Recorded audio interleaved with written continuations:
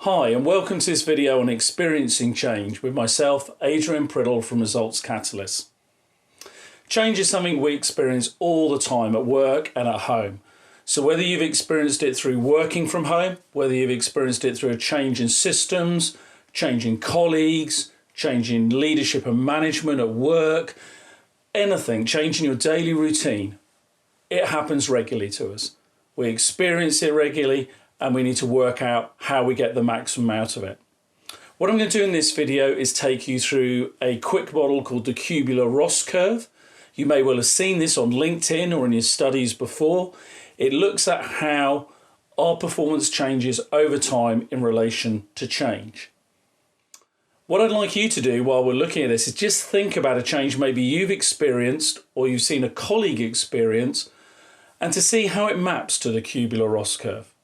Think about where did I see myself or someone else experience that, and how could I help or support them or myself through that journey.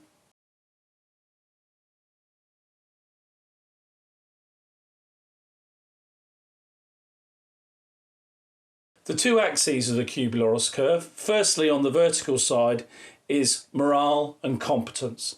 These are basically related to your performance.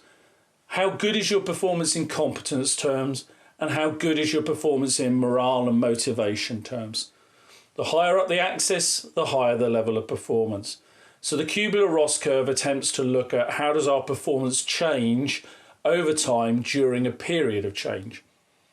And therefore the horizontal line is time, the passage of time as we go through.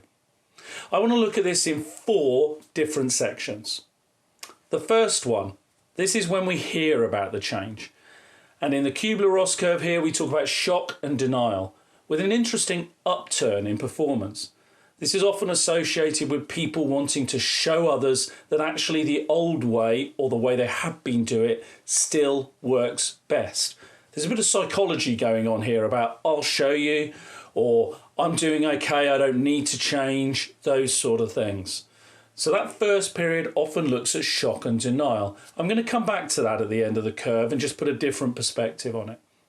The second phase is a much harder one, and it can be painful for people because it's the period where we find out about what we've got to do differently, about the fact that the change is real. We may have to put in more work, we may have to put in more time, learning new skills, out of our comfort zone, so therefore feelings of frustration and possibly leading to insecurity and doubt. At its lowest point, this might become a question about whether you can do it, whether you can add value, whether you can still perform your role. Eventually we'll start to pick out of this. We'll pick out of this by accepting the change and looking to get some kind of experimentation, trying things out. What is there here for me? What could I do differently? What could be better? Why will this work? How will it work? Lots of questions like that.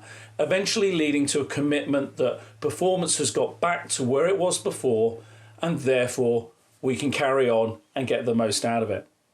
Now, a problem for many organisations occurs at this stage, where change often feels like a bit of a relief. We got back to the performance level we were at before, and it's not so bad. Thank goodness for that. And people stop and they miss out the 4th stage, which is where real long-term improvement can be achieved. That's because every change should lead to a possibility of new things, new opportunities, new ideas, new learning. So integrating it into business as usual and then starting to look for further opportunities, continuous improvement. Where could we do more? This is really where the big benefits of change lie, but unfortunately we often give up on it before then because we're just relieved that we managed to get back to where we were in a performance level. So let's go back to the first one, the first stage. The thing I wanted to point out here is that the Kubler Ross curve language of shock and denial kind of assumes a little bit that we're not really looking forward to the change or that we didn't want it. What if actually we were looking at it from a point of view of thank goodness we're changing this? We're looking at it from a point of view of we never did this right and we could improve, we could do more. So then those words might look more like surprise in a positive sense, or relief, or happiness, or possibility, those sort of words. And that uplift in performance might be a, thank goodness we're going to do something new. We'd probably still have some down curve because we'd have to make investment, we'd have to make efforts, we'd have to learn new skills, we still have to do all that stuff. But we'd do it with more of a positive, let's get this done attitude. So that dip might be smaller and we might get to that bit of the upturn and the longer term benefits quicker. So I think actually if you look at the Kubler Ross curve, we can also look at this in our own personal psychology of how do we flatten that out.